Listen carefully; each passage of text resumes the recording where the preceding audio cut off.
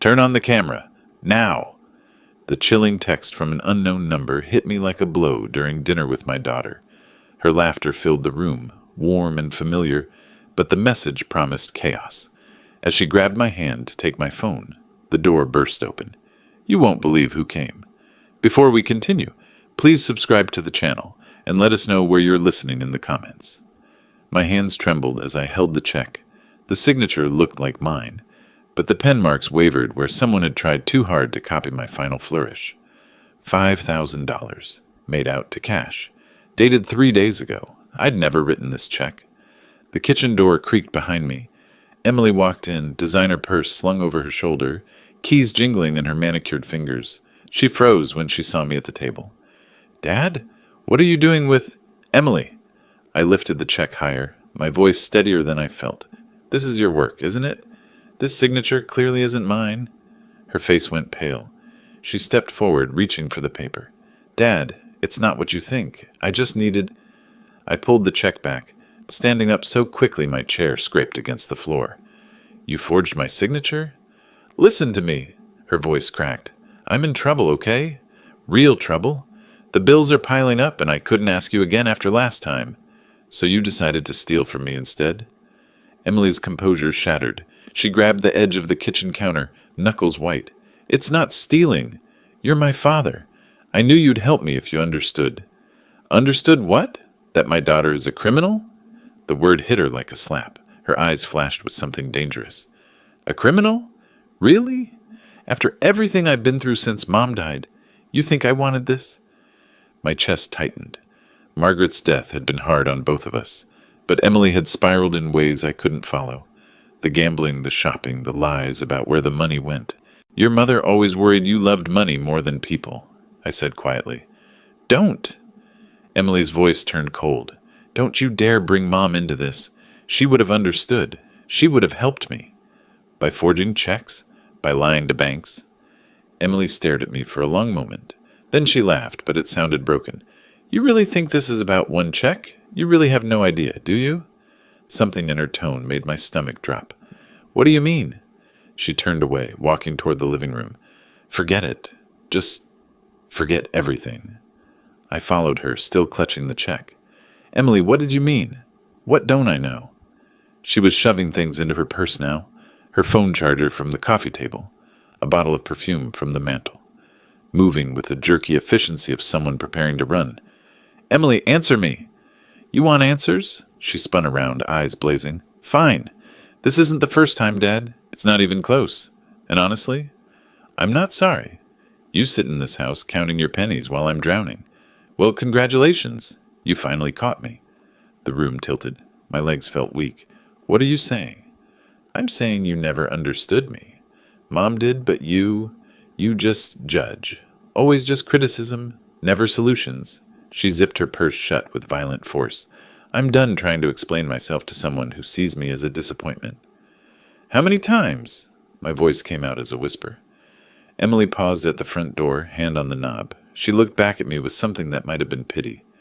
"More than you want to know, Dad. Way more." The door slammed behind her. Through the window, I watched her stride to her car, heels clicking on the driveway. The engine roared to life, and she was gone. I stood alone in my living room, still holding the check that had started it all. Outside, a neighbor's dog barked once, then fell silent. The subway car rocked beneath me as we pulled into the financial district station. I'd barely slept, Emily's words echoing in my head. "More than you want to know." The check felt heavy in my jacket pocket, folded and refolded until the creases had worn soft. I needed to know how deep this went. The bank building stretched 40 stories into the gray morning sky. Inside, marble floors reflected fluorescent lights, and the hustle of morning business surrounded me. I asked for someone who could help me review my account history. "Mr. Harper?" A woman in her 30s approached, extending her hand. "I'm Sarah Wilson, loan specialist. I understand you have some questions about your account?" We sat at her desk, separated by neat stacks of paperwork and a computer screen she angled toward me. I pulled out the check with shaking fingers. "I found this in my kitchen yesterday. I didn't write it." Sarah examined the check, her professional smile faltering slightly. "I see. Let me pull up your full account profile." Her fingers clicked across the keyboard. "Mr. Harper, you have an active loan for $500,000. The words hit me like ice water. That's impossible. I never took such a loan. It was approved 6 months ago. She turned the screen toward me. Here's your signature on all the documents. I leaned forward, squinting at the digital images. The signature looked exactly like mine, but I remembered nothing about these papers, these dates, these amounts. This is forgery. My voice sounded strange, distant. My daughter... Oh, goodness, what has she done? Sarah's expression softened. Mr. Harper, I'm so sorry. This is a very serious situation. If these signatures are fraudulent, we need to... Show me everything. For the next 20 minutes, she walked me through a trail of financial destruction. The $500,000 loan was just the beginning. There were credit cards opened in my name, smaller loans, cash advances, all bearing my forged signature, all approved because my credit score had been spotless before this began. The total exposure is approximately $700,000, Sarah said gently. My vision blurred. $700,000. My entire retirement savings, my house equity, everything Margaret and I had built over 40 years of marriage, gone. When did this start? The first transaction was 11 months ago. A small credit card, just $5,000. Then it escalated. 11 months. Right after Margaret's funeral, when Emily had been so devastated, so lost. When I'd been trying to comfort her, she'd been planning this. What are my options? Sarah handed me a stack of paper copies. You'll need to file police reports for identity theft. The bank will investigate, but Mr. Harper... She paused, choosing her words carefully. This level of systematic fraud, especially by a family member, it's going to be complicated. I stood up on unsteady legs, clutching the documents to my chest. The bank's air conditioning felt arctic against my skin. Thank you, I managed. Mr. Harper, I'm required to inform you that some of these loans are already in default. You'll be receiving legal notices soon. The elevator down seemed to take forever. When I finally stepped onto the sidewalk, the summer heat hit me like a wall. People streamed past, talking on phones, carrying coffee, living their normal lives while mine crumbled around me. I looked down at the papers in my hands, evidence of my daughter's betrayal, printed in black and white. My keys hit the kitchen counter with a sharp clatter. The house felt different now, like walking into a crime scene. I spread the bank documents across the same table where I'd found that first check just 24 hours ago. $700,000. I arranged the papers chronologically, creating the timeline of Emily's deception. November 2024, first credit card. December, personal loan for $20,000. January, another credit card. February, the big one, the $500,000 mortgage against my house. My house. The one Margaret and I had bought as newlyweds, where we'd raised Emily, where Margaret had died in our bedroom upstairs. I walked into the living room, needing to see her face. Margaret's photograph smiled at me from the mantel, taken on our 30th anniversary. She'd worn her blue dress, the one Emily later borrowed and never returned. What would you tell me to do? I asked the empty room. Margaret had always seen through Emily's charm.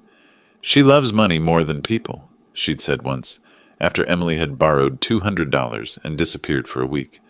One day that's going to destroy someone.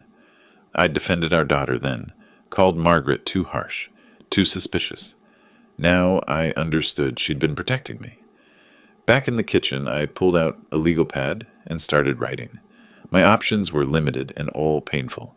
I could call the police, file charges for identity theft and fraud. Emily would likely go to prison, or I could try to handle this privately, demand she make payments, somehow salvage our relationship. But the numbers told a different story. Even if Emily wanted to pay it back, which seemed unlikely given her reaction yesterday, she didn't have $700,000. Nobody accumulates that kind of debt by accident. This was systematic, calculated theft. I picked up my phone, scrolled to Emily's contact. My finger hovered over the call button. What did I hope would happen? That she'd break down crying, apologize, promise to fix everything? That we'd hug and cry together like we had at Margaret's funeral? The woman who'd slammed out of this house yesterday wasn't that person. The woman who'd forged my signature dozens of times, who'd mortgaged my home without my knowledge, who'd looked me in the eye and called me judgmental.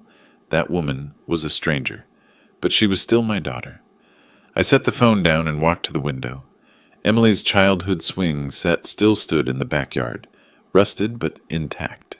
I'd built it myself when she turned 7, spent 3 weekends making sure every bolt was secure. The irony wasn't lost on me. I'd spent her whole life trying to keep her safe, and she'd grown up to be the person I needed protection from. My phone buzzed, a text from my old partner Mike. Haven't heard from you in weeks. Coffee this afternoon? Mike Reynolds. 25 years with the NYPD. Retired now, but still sharp as a blade. He'd seen every kind of family tragedy, every kind of betrayal.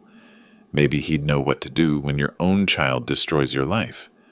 I picked up the phone again, but instead of calling Mike, I found myself staring at Emily's number. She needed to know I'd discovered everything, needed to know this wasn't going away. Whether I called the police or tried to work something out, she had to understand the magnitude of what she'd done. My finger moved to her contact. One call would start a conversation that would change everything between us forever. But silence wouldn't make the debt disappear or the signatures less forged. I pressed the number and listened to it ring. 24 hours later, I stared at Emily's contact on my phone screen. The bank documents lay spread across my kitchen table like evidence at a crime scene. I'd rehearsed what to say a dozen times, but my fingers still trembled over the call button. The phone rang 4 times before she answered. "What do you want, Dad?" Her voice carried the same cold edge from our last conversation.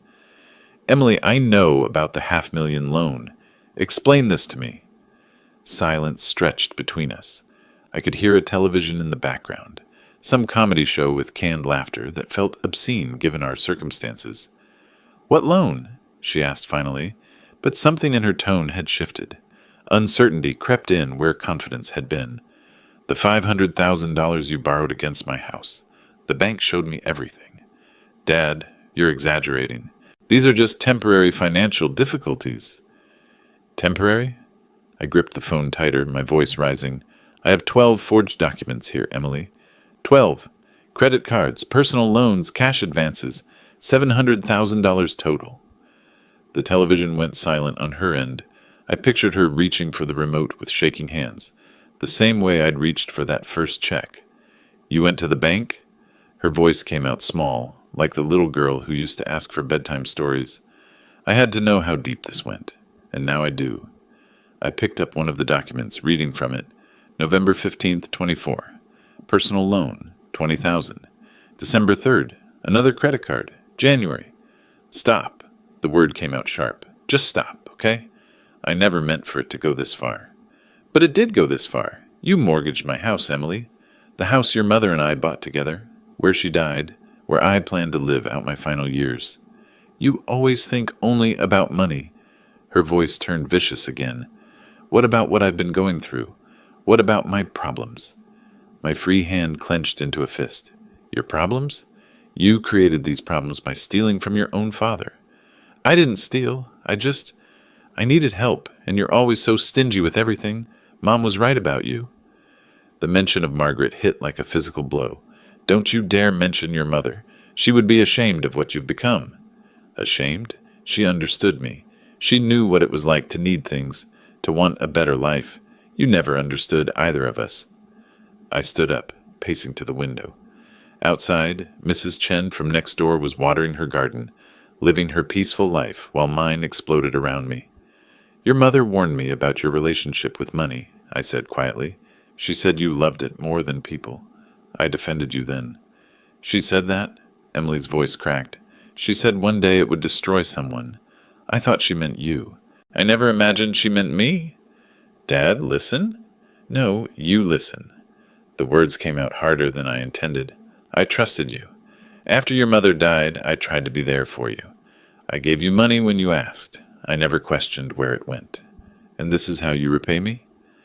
You don't understand the pressure I'm under. The bills, the payments. Pressure you created. I had a simple retirement planned. Enough money to live comfortably.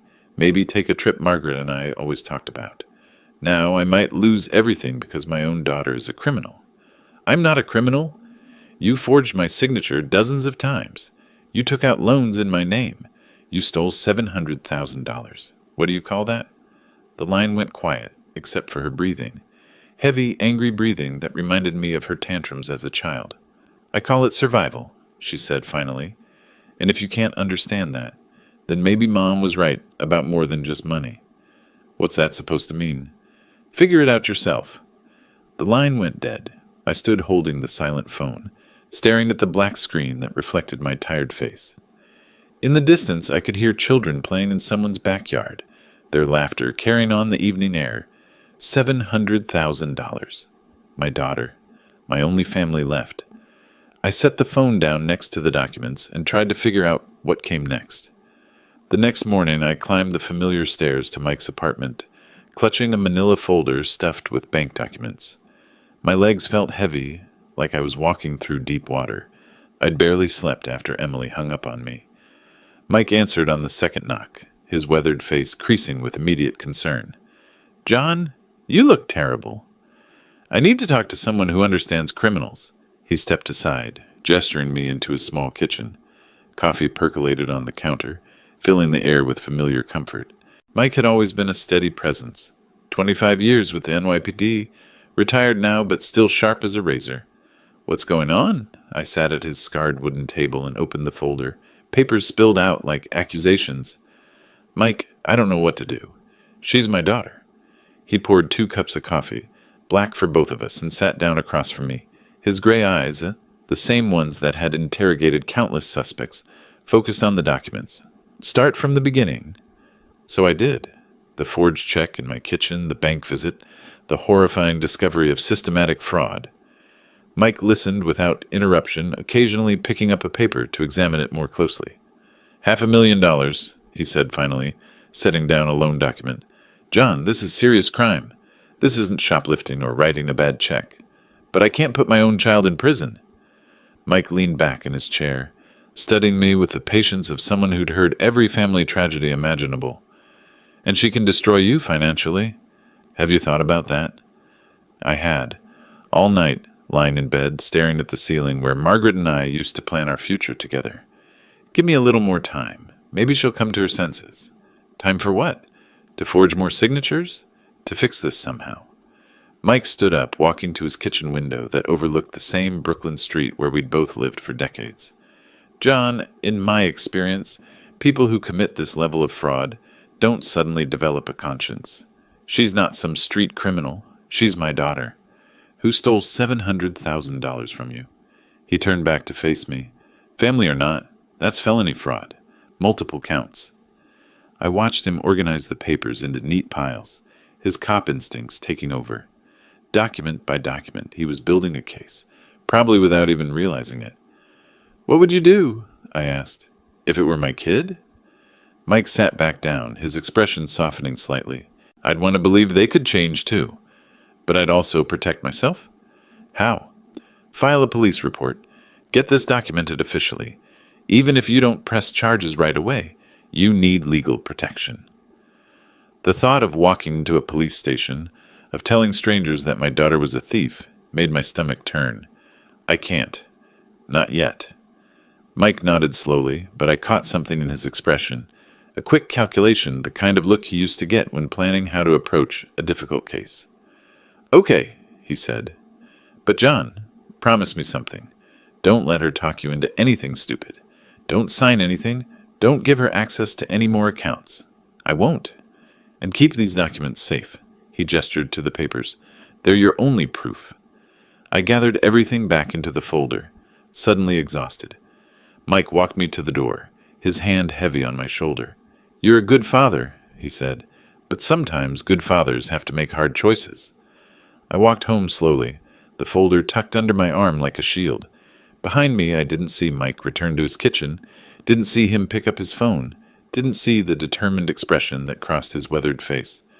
Some choices, I was about to learn, get made for you. 3 days passed in silence. I waited by the phone, hoping Emily would call with an explanation, an apology, some sign that the daughter I'd raised still existed somewhere inside the stranger who'd hung up on me. On Thursday evening, while I sat picking at a microwave dinner, my phone rang. Emily's name lit up the screen. Hi, Dad. Her voice was completely different, soft, hesitant, almost shy.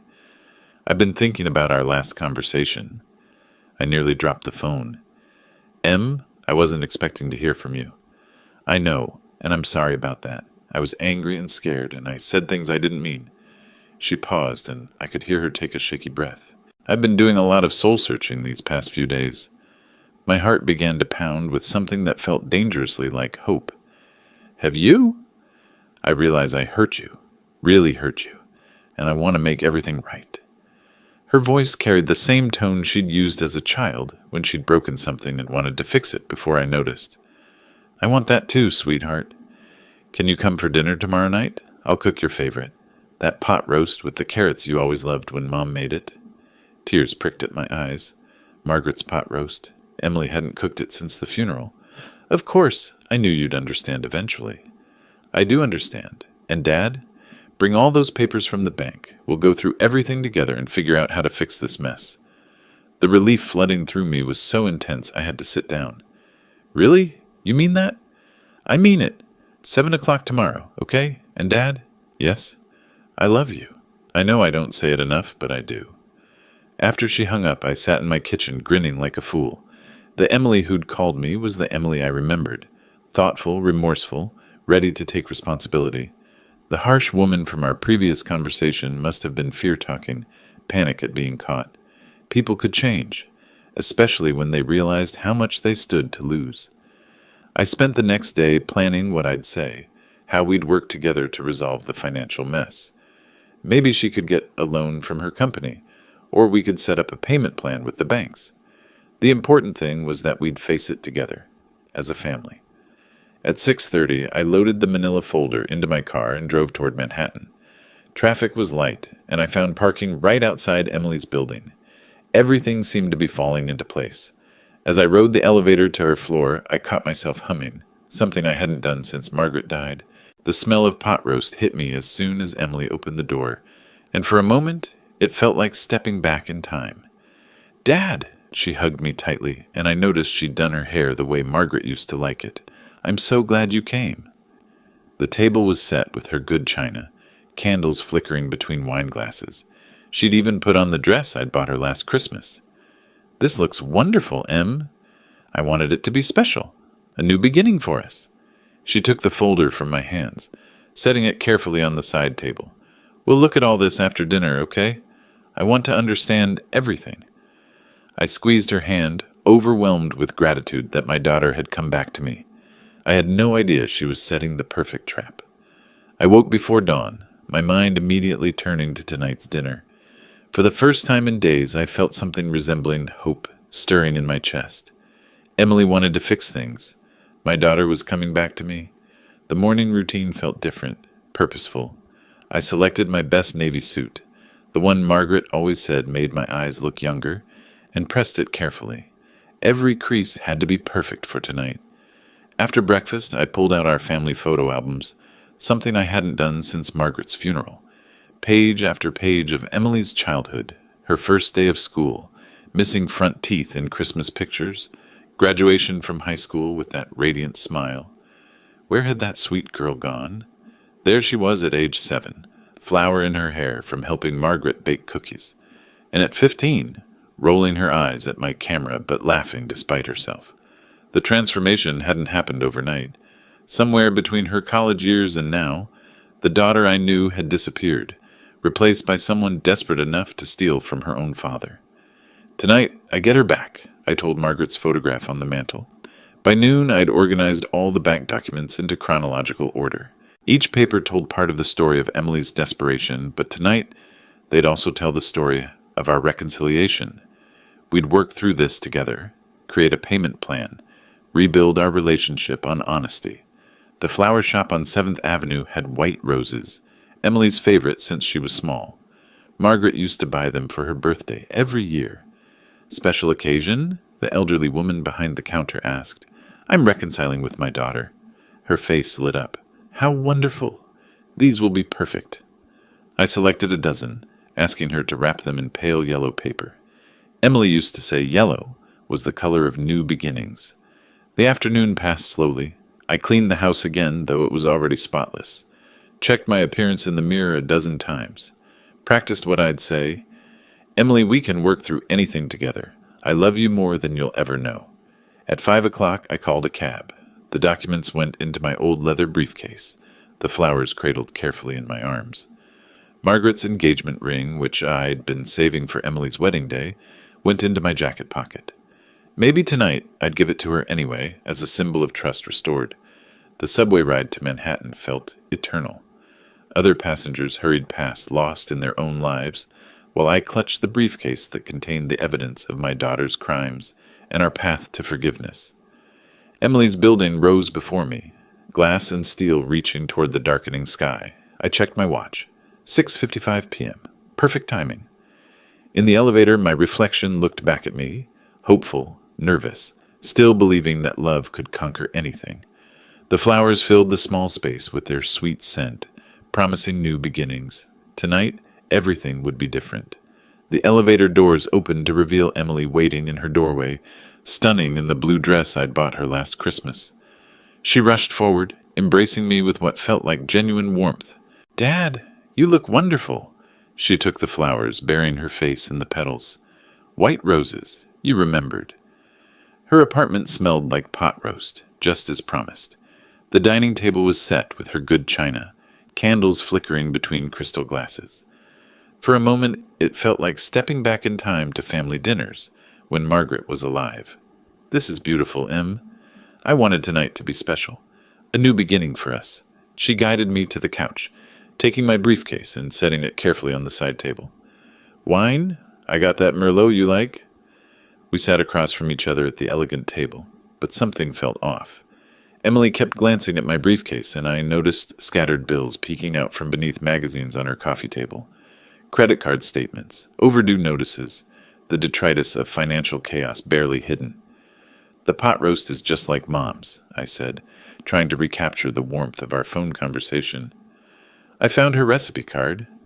Emily's smile seemed strained. "Dad, about those documents you brought." "We'll get to that." I cut another piece of meat, savoring the familiar flavors. "I'm just glad we're talking again." "Me too." But her leg bounced under the table, nervous energy she couldn't quite contain. "How much did you say the total was?" 700,000. I watched her face carefully. "But Emily, the important thing is that we're going to solve this together." She nodded quickly, too quickly. "Absolutely. That's exactly what I want to discuss." Her fingers drummed against her wine glass. "I've been thinking about the logistics." "I'm so relieved you're taking this seriously." "Oh, I am." Emily leaned forward, her expression shifting into something more calculated. "Here's what I need from you, Dad. To pay back that money, I'll need capital to get started. Seed money for the repayment plan." My fork paused halfway to my mouth. "Seed money?" "Just a small loan, maybe 100,000 to begin with. I have investment opportunities that could generate the income to pay you back quickly." The pot roast turned to ash in my mouth. "Emily, you owe me $700,000. I didn't come here to loan you more money." "But Dad, think about it logically." Her voice took on the patronizing tone she'd used as a teenager when explaining why she needed a later curfew. "I can't make money to pay you back if I don't have money to invest." I set down my fork, staring at my daughter across the candlelit table. "Are you seriously asking me for more money?" "I'm proposing a business solution." Emily's mask of sweetness was slipping. "You want your money back, right? This is how we make that happen." "Emily, this is absurd. You stole from me. You forged my signature dozens of times. You mortgaged my house, and now you want me to give you more? It's not giving, it's investing." Her voice rose sharply. "You're being incredibly short-sighted about this." I pushed back from the table, my chair scraping against the hardwood floor. "I'm being short-sighted? You committed multiple felonies." "Everything I did was for survival." Emily stood as well, her aide finally cracking completely. "You have no idea what kind of pressure I'm under, what it's like to live in this city, to maintain any kind of decent life. So you decided to destroy mine instead?"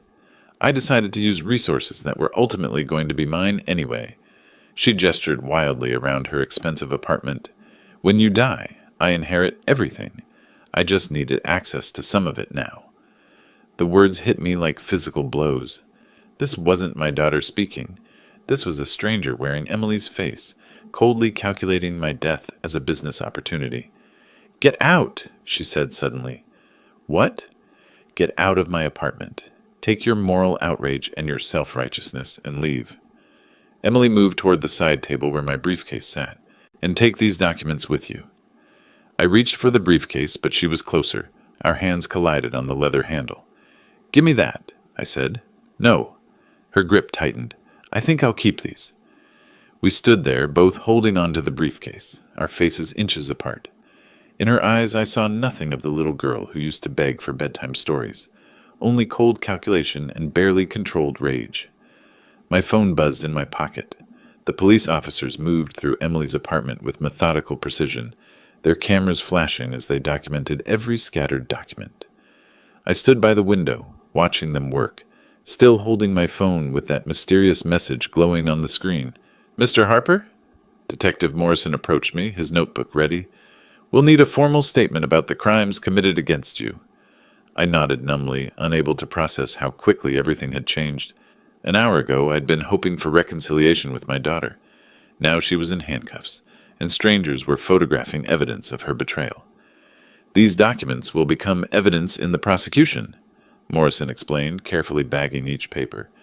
"The originals with the forged signatures are particularly important." "Will I be testifying in court?" "Most likely, yes. Your testimony will be crucial for establishing the timeline and extent of the fraud." He paused, studying my face. "Are you all right, sir? This has been a traumatic evening." Traumatic felt like an understatement. "Detective, how did you know to come here tonight? How did you know about the dinner, the timing?" Morrison exchanged a glance with his partner, then smiled slightly. "You have very caring friends, Mr. Harper. Someone called in a tip about ongoing financial fraud and suggested tonight would be the perfect time to make an arrest." My hands trembled as the implication hit me. "A friend called you?" "Someone with law enforcement experience. They'd been conducting their own investigation and felt it was time for official intervention." Morrison handed me his business card. They coordinated with us to ensure everything was handled properly. Mike. It had to be Mike. 20 minutes later, I sat in the back of a taxi, Emily's apartment building shrinking behind us as we headed toward Brooklyn. The driver attempted small talk about the weather, but I couldn't focus on anything except the revelation settling in my chest like a stone. My oldest friend had orchestrated my daughter's arrest. Back home, I sat in my living room, surrounded by the same family photos I'd looked at that morning, when I'd been full of hope about reconciliation. Margaret's face smiled at me from the mantel, and I wondered what she would think about tonight's events. Would she be proud that justice had been served? Heartbroken that our daughter was in jail? Grateful that Mike had protected me when I couldn't protect myself? I picked up my phone, scrolling to Mike's contact. My finger hovered over the call button, just as it had when I'd first decided to confront Emily about the forged check. That felt like a lifetime ago. The mysterious SMS was still on my screen. "Turn on camera. There's going to be a show." Now it made perfect sense. Mike had wanted video evidence of Emily's confession, her demands for more money, her complete lack of remorse. He'd orchestrated the entire thing. I pressed Mike's number and listened to it ring. "Mike, you organized the arrest, didn't you?" No hesitation in his voice. "Yes, I did." I'd called him at 8 in the morning after a sleepless night spent staring at the ceiling. His direct admission still hit me like a physical blow, even though I'd known it was true. "John, you never could have done this yourself," he continued matter-of-factly. "You love her too much to see clearly." "How long have you been planning this?" "Since the day you left my apartment. I could see you'd never press charges, never protect yourself, so I decided to protect you instead." Mike's voice carried the same calm authority he'd used during his police days. "I followed her for 3 days." "You followed Emily?" "She was meeting other potential victims, John. Elderly men, mostly. She was already working on her next targets while manipulating you for more money." Papers rustled on his end of the line. I documented everything. The meetings, the locations, the pattern of behavior. My coffee mug sat forgotten on the kitchen table, growing cold while Mike explained how he'd spent those days gathering evidence, like the detective he'd always been. "I contacted Detective Morrison on Tuesday. Old colleague of mine, good man. Showed him the documents you'd given me. plus my surveillance photos. They'd been looking for someone matching Emily's profile. The SMS last night, that was you? I needed video evidence of her demanding more money from you, proof that she had no intention of making restitution. Mike paused. I was watching from across the street, John. When I saw her grab your briefcase, saw the argument escalating, I sent the text and called Morrison. I walked to my window, looking out at the quiet Brooklyn street where Mike and I had been neighbors for 20 years. You could have told me. No, I couldn't. You would have tried to stop me, or warned her, or found some way to sabotage your own protection. His tone softened slightly. Friends protect each other, even when it hurts. She's going to prison. She belongs in prison. John, if I hadn't acted, you'd be bankrupt within a year. She was bleeding you dry and moving on to other victims. How many elderly people should suffer because you can't face the truth about your daughter? The words stung because they were accurate. I would have kept hoping, kept believing she could change, right up until she destroyed me completely. What happens now? Now you testify when the time comes. You tell the truth about what she did to you. The prosecution has a solid case. They'll probably offer her a plea deal to avoid trial. I sat back down at the kitchen table, suddenly exhausted. I don't know how to feel about this. Feel grateful that someone cared enough to do what you couldn't do yourself. Mike's voice was gentle now. Feel relieved that your financial future is secure. Feel proud that you're finally holding her accountable. Will you come to the hearing with me? Of course. We'll face this together, just like we've faced everything else over the years. After we hung up, I sat in my kitchen for a long time, processing everything Mike had told me. He'd risked our friendship to save me from my own inability to see Emily clearly. He'd used his professional skills and contacts to protect me when I was too emotionally compromised to protect myself.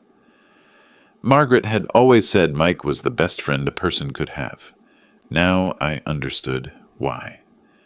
3 weeks later, Mike picked me up in his old Honda, and we drove together toward the federal courthouse in Manhattan for Emily's sentencing hearing. The federal courthouse rose before us like a monument to consequences, its limestone columns stark against the July morning sky. Mike and I climbed the steps together, my best suit feeling formal and foreign after weeks of casual clothes and sleepless nights. "Ready for this?" Mike asked, straightening his own tie. "As ready as I can be." Inside, the courtroom was smaller than I had expected, wood-paneled and serious. Emily sat at the defendant's table in an orange jumpsuit, her hair pulled back severely, looking nothing like the polished woman who'd served me dinner 3 weeks ago. She didn't look at me when I entered. Judge Patricia Thornton presided with quiet authority, her gray hair and wire-rimmed glasses giving her the appearance of someone who'd seen every kind of human failing and wasn't surprised by any of it.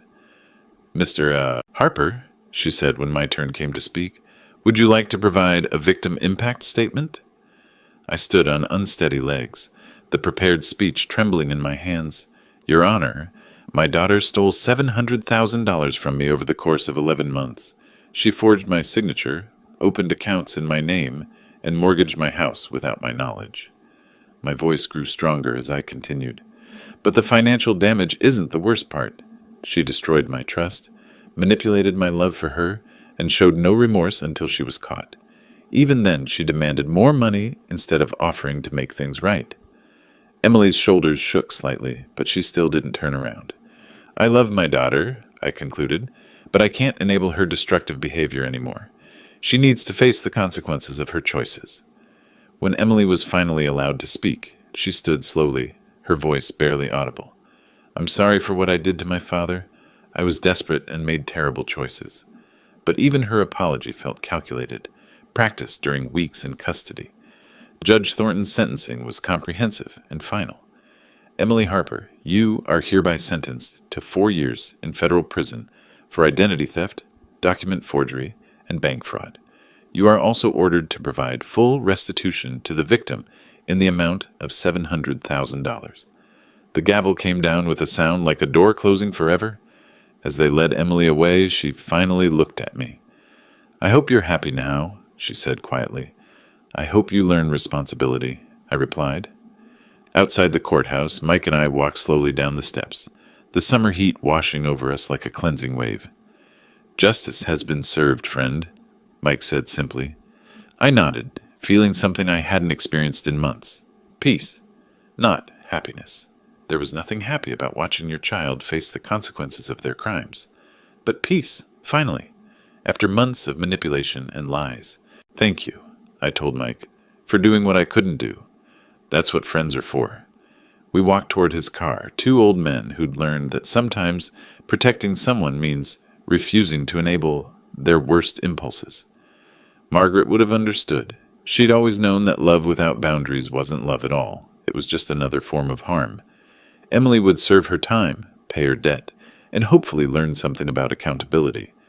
I would rebuild my financial security and move forward with the knowledge that I'd finally chosen justice over misguided loyalty. The scales had balanced at last. If you like this story, please like this video, subscribe to the channel, and share your impressions of this story in the comments. To listen to the next story, click on the box on the left. Thank you for watching.